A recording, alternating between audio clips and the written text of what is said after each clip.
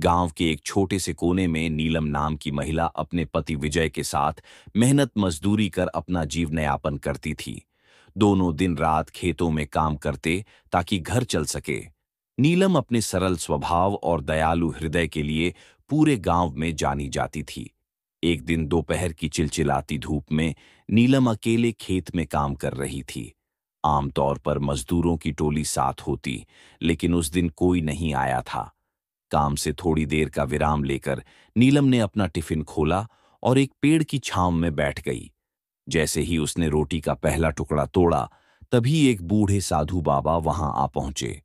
उनकी दाढ़ी सफेद थी, कपड़े मैले थे और शरीर कमजोर लग रहा था। उन्होंने कांपती आवाज में कहा, बेटी, मैं 2 दिनों से भूखा हूं।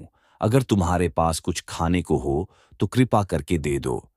नीलम के हाथ में रोटी थी, लेकिन उसका मन दुविधा में था।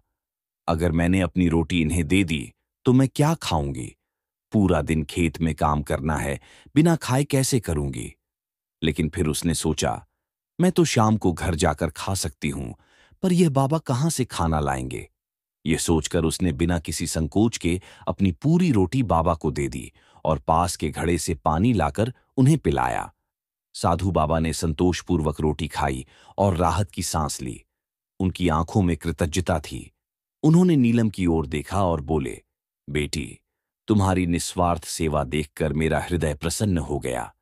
फिर उन्होंने अपने झोले में हाथ डाला और उसमें से एक चमकता हुआ सोने का हार निकालकर नीलम की ओर बढ़ाया। नीलम घबरा गई। बाबा, ये मैं नहीं ले सकती। मैंने तो बस अपना कर्तव्य निभाया। साधु मुस्कुराए और बोले, बेटी, यह हार किसी रानी ने भिक्षा में दिया था, लेकिन मैं इसे किसी योग्य व्यक्ति को देना चाहता था।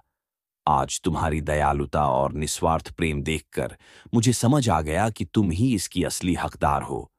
ये तुम्हारे अच्छे कर्मों का फल है। नीलम की आंखों में आंसू आ गए।